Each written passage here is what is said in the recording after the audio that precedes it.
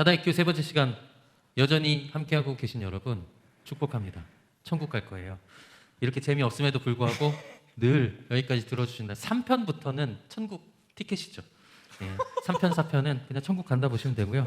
이번 주제들이 질문들이 좀 민감하고 예민한 질문들이 꽤 많은 것 같아요. 시적절하기도 하고. 게다가 최근의 이슈와도 굉장히 맞닿아 있는 이런 질문들을 많이 하시는 것 같습니다. 이게 진짜 실제로 저희한테 질문들을 보내주신 것들을 저희가 하고 있는 거거든요.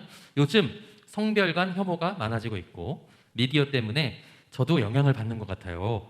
어떤 성별인지 모르겠지만 어떤 시각으로 혐오를 바라봐야 할까요? 라고 질문을 주셨습니다. 단순히 이게 성별에 대한 혐오뿐만 아니라 이 시대를 그냥 한 단어로 우리가 혐오의 시대라고 이야기할 수도 있을 것 같은데 기독교인들은 어떤 혐오를 바라봐야 하는지, 또 혐오라고는 1도 상관없을 것 같은 사람이 계시죠? 또 우리 안에 지금 여기에 은재일리 목사님이 혐오의 희웃도 없는 분이시잖아요. 그래서 이런 혐오의 이야기들 어디서부터 꺼내야 될까요? 왜 혐오가 왜 일어나고 이런 것부터 좀 꺼내야 될까요?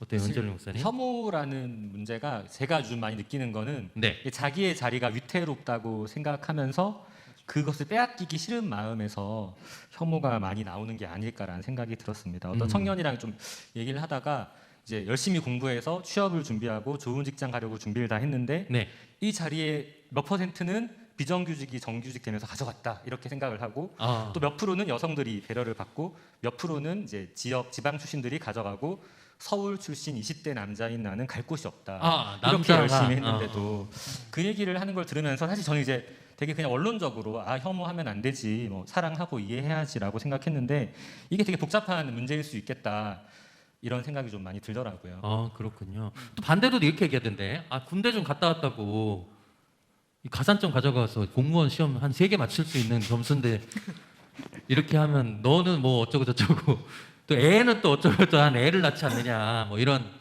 사실 이제 게시판이나 이런 데서 요즘 그런 얘기들이 또 많고, 그렇죠? 성별감 혐오, 그리고 또 좀 약간 인종적인 혐오도 좀 많은 것 같아요. 최근에 아프간 난민 받아들여야 많은, 요 비행기로 왔을 때도 말이 엄청 많은 걸로 알고 있는데 왔죠? 하여튼 그런 것. 그럼 오늘 녹화일이 언제인지 알 수 있으시겠네요. 그런 이야기들도 있는 것 같은데, 그러면 이런 혐오들이 늘 있어왔던 건지 요즘에도 있어왔던 건지 어떻게 혐오 좀 잘 얘기해 주실 분이 있으신가요? 왜 혐오가 생기는 걸까요? PK 목사님. 사실 인류사는 혐오의 역사다. 지금만 일어난 게 아니군요. 그럼요. 불과 한 5, 60년 전만 해도 사실 미국에서 흑인 민권 운동이 있었고, 그렇죠. 여성이 정치에 이 투표권을 가진 것도 사실 되게 근대 100년도 안 된 이야기잖아요, 사실은.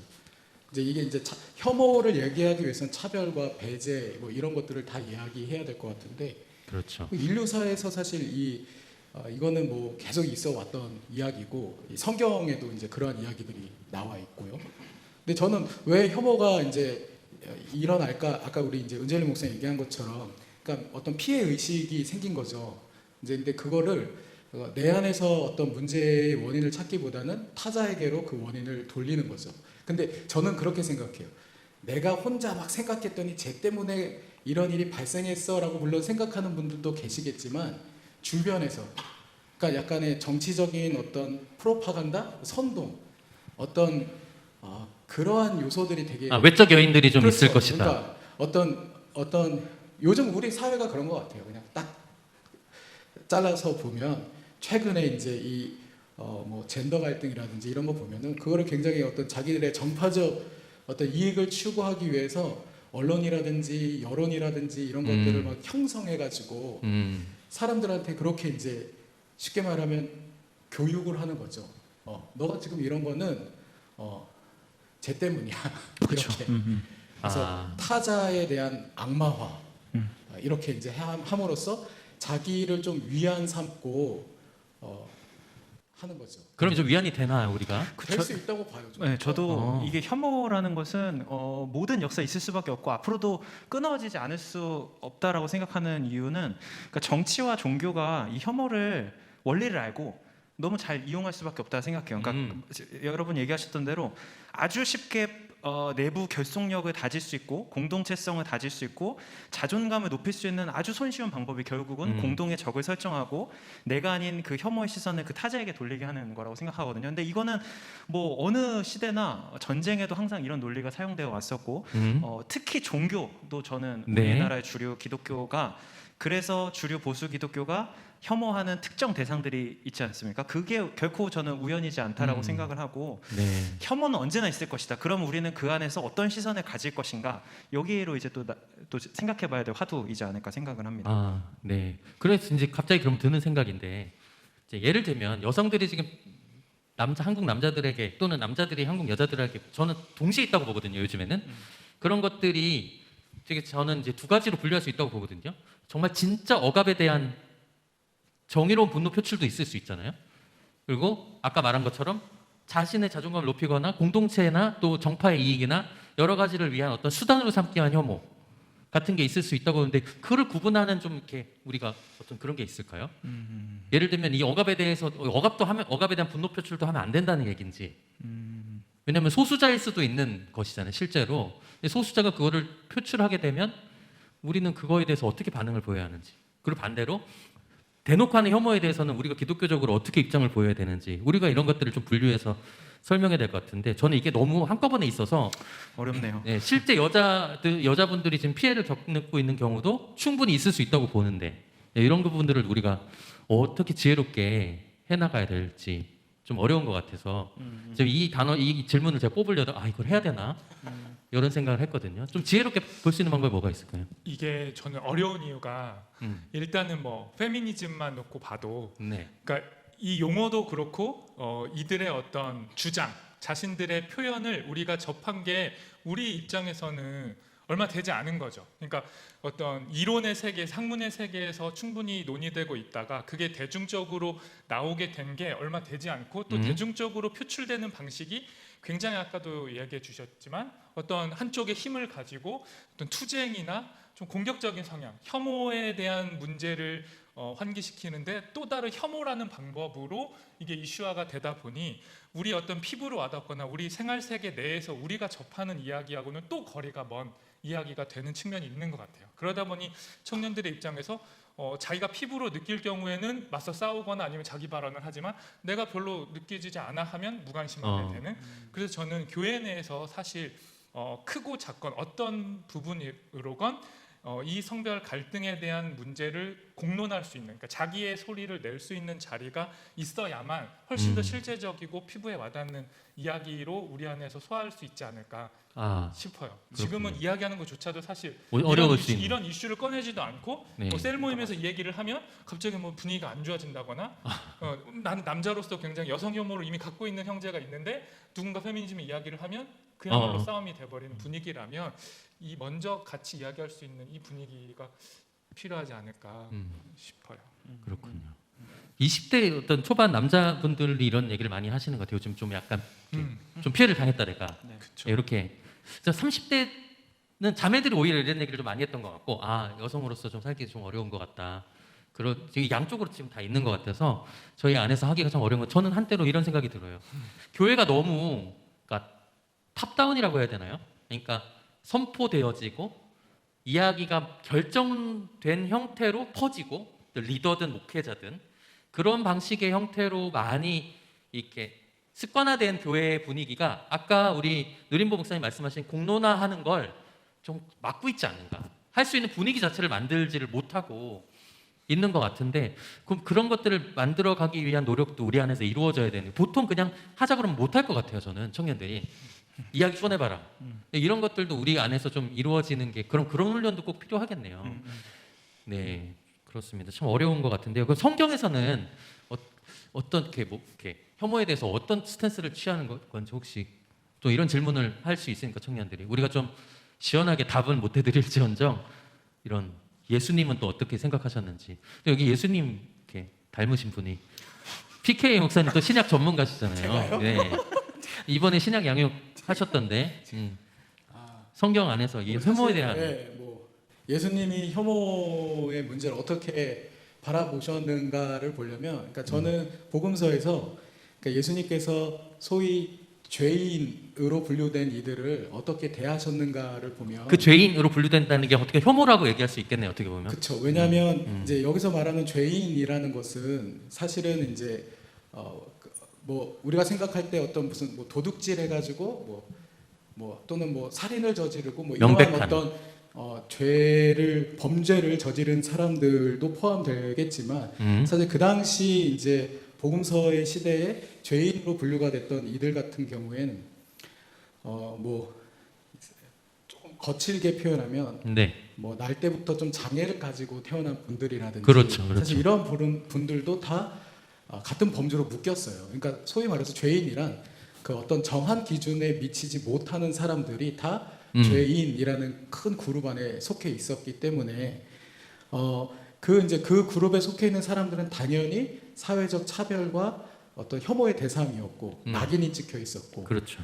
뭐 대표적인 사례가 요한복음에서 이제 날 때부터 눈이 보이지 않던 시각장애인을 두고 바리새인들이 이 사람이 이렇게 된 것은 부모의 죄 때문입니까? 뭐 이렇게 묻잖아요. 그렇죠. 그러니까 이 사람 죄인인데 이 사람이 이렇게 된 이유는 누구의 죄 때문이냐 이렇게 묻는 거잖아요. 그럴 때 이제 예수님께서 뭐 그렇지 않다 이렇게 이제 네. 말씀해 주시는 걸 보면 알 수 있는데 어쨌든 뭐 이야기가 길어졌는데 저는 결론적으로 얘기해서 예수님은 모든 어떤 차별과 혐오에 대해서는 단호하게 반대하는 입장을 취하셨다라고 생각을 해요. 그렇군요. 그래서, 네. 물론 이제 되게 복잡한 문제일 수는 있을 것 같아요. 하나하나 사안으로 들어갔을 때. 그러나 일단 기본적인 예수님의 스탠스, 죄인과 세리의 친구가 되어주신 그분의 어떤 기본적인 자세는 모든 차별과 혐오에 대해서 단호하게 반대하는 입장을 가지셨다. 그렇군요. 아마 그럴 겁니다. 덧붙여. 이 말씀해주신 거에 뭐 구체적인 예가 보면은 예화로는 선한 사마리아인 비유나 뭐 죄 있는 자는 돌로 치라고 했을 때 가늠한 여인에 가늠하다 대한. 잡혀온 그 여인, 죄인으로 규정된 여인, 아니면 세리, 그 당시에 가장 어떻게 보면 혐오의 대상이었던 세리와 굳이 의도적으로 밥을 먹는 장면, 이런 것들이 보면 그러니까 뭐 성경의 저자들이 유독 그 부류들을 선택할 때 그 당시에 혐오의 대상이었던 그들과 예수님은 언제나 선을 넘어서 함께했다라는 걸 의도적으로 보여준 거기 때문에 그 당시 입장에서 굉장히 엄청난 사건. 파격적인, 그야말로 유대인들이나 기성에 있던 종교 세력가들이 볼 때는 정말 죽여야 할 대상으로 보일 만큼, 그러니까 예수님이 그들 혐오의 대상과 함께함으로 예수님이 자신이 혐오의 대상이 되신 거잖아요. 네. 그러한 파격적인 행보들이 예수님은 혐오를 어떻게 대하셨는지를 보여주는 예가 아닌가. 그럼 이 두 분의 명쾌한 답을 우리의 현실로 좀 끌고 들어오면 그러면 이제 이 자리에선 우리는 어떻게 해야 될까? 양쪽 다 있는데 피해자가. 저는 답을 주세요 그냥. 답이 되시면 모르겠습니다. 답입니다. 주세요. 해보겠습니다. 네. 그러니까 저는 이제 그 예수님하고 그 당시 종교 지도자들의 가장 큰 차이는 그렇게 생각해요. 그러니까 종교 지도자들은 여전히 그들이 정해놓은 어떤 관념과 네. 율법 안에서 만나고 있었고 있죠 그게. 실제 삶을 대면하지 않는 거예요. 근데 예수님의 차이는 실제 삶을 대면하는 거죠. 그 존재 한 명 한 명 개인으로 다가갔고 어떤 집단화된 대상으로 바라보지 않았던 거예요. 한 명 한 명 존재로 바라봤고, 그러니까 저는 여기에 힌트가 있다라고 생각을 하는 것이, 지금도 사실 우리가 되게 혐오와 이런 갈등이 심하지만 자세히 양측의 이야기를 들어보면 약간 어떤 느낌이 드냐면 서로 되게 허상과 싸우고 있는 느낌?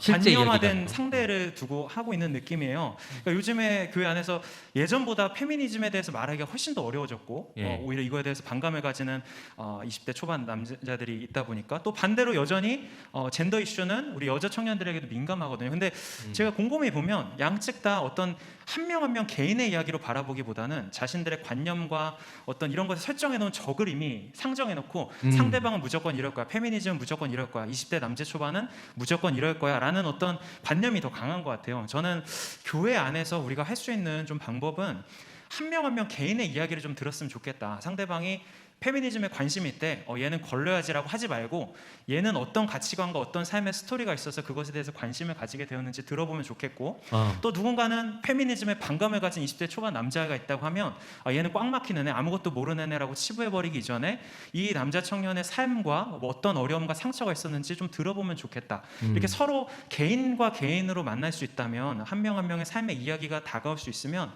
그런 공론장이 교회에서 펼쳐질 수 있다면 조금은 저는 해답으로 갈 수 있는 단초는 될 수 있지 않을까 정도는 생각해 볼 수 있는 것 같아요. 아주 좋은 의견인 것 같습니다. 이걸 넘어설 답을 또 은절님 목사님 또 적어 오셨어요. 그 끝난 거 아니었나요? 네, 그래서? 은절님 목사님 마무리하시면 끝난 줄 알았는데. 끝날 줄 알았다고요? 네, 끝내도 뭐 됩니다. 비슷한 비슷해요. 맥락에서 저는 이제 뭐 청년들 이런 얘기하면 저는 이제 남자 형제들은 다른 자매들을 자기 누나, 여동생, 대입해보고. 친구로 생각해보고 그렇군요. 이렇게 좀 필요한 것 같아요. 그래서 좋네요. 진짜. 사실은 막 여자들 군대 가야 돼 얘기하는데 얼마나 많은 형제들이 자기 뭐 누나나 자기 여동생이나 여자친구가 현역으로 입대하길 바랄까. 그렇지. 그래서 되게 저는 되게 단순한 문제라 생각하거든요. 보내버리고 싶은가? 네, 다 여성을 되게 좋아하잖아요, 형제들이. 근데도 그러니까. 왜 이렇게 싫어하는지 사실 이해가 안 될 때가 있고, 그래서 되게 그 개인과의 관계로 좀 봐주면 좋지 않을까라는 생각이 좋은 팁이네요. 들고요. 그 정치는 계속 이제 이 분열을 이용한다는 생각이 많이 들어요. 사실 그런데 이거는 이 세상의 그냥 본성이라는 생각도 많이 들거든요. 약한 의도로 이제 자기 지지율을 위해서는 자기 표를 계산해서 이 2층의 지지를 얻기 위해서 이런 발언을 하는 게 정치인들이라면 교회는 달라야겠다. 그런 생각들을 많이 하게 되는 것 같고요. 우리도 우리의 본능으로는 사실 뭐 우리 남자라는 집단, 여자라는 집단의 이익을 대변하는 사람이 되려고 하겠지만 신앙은 그렇지 않지 않을까. 그래서 로마서 13장 10절 말씀에 사랑은 이웃에게 악을 행하지 아니한다고 서로 사랑하는 마음으로 와, 역시 말씀을 또 인용해 주셨어요. 그렇게 하면 되지 않을까. 네, 보통 분이 아니십니다. 너무 나이브한 답일 수 있지만 또 이 네. 안에서 또 찾을 수 있는 진리가 있지 않을까라는 생각이 들었습니다. 성별 간 혐오로 오늘 주제를 타겟화했기 때문에 난민이라든지 어떤 사회적 약자에 대한 차별에 대한 이야기는 저희가 조금 다른 주제로 삼아도 좀 좋을 것 같아요. 그건 또 다른 이야기잖아요.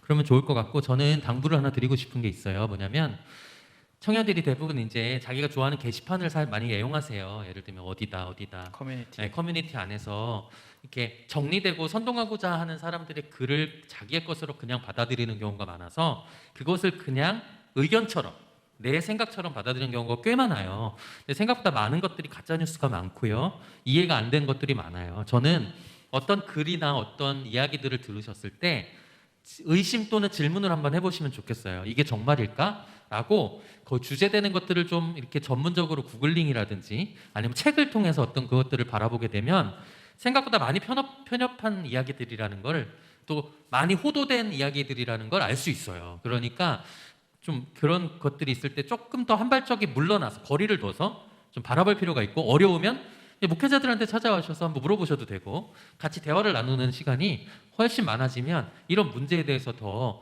깊이 고민해 볼 수 있는 시간, 더 바른 시각을 가지게 될 수 있지 않을까.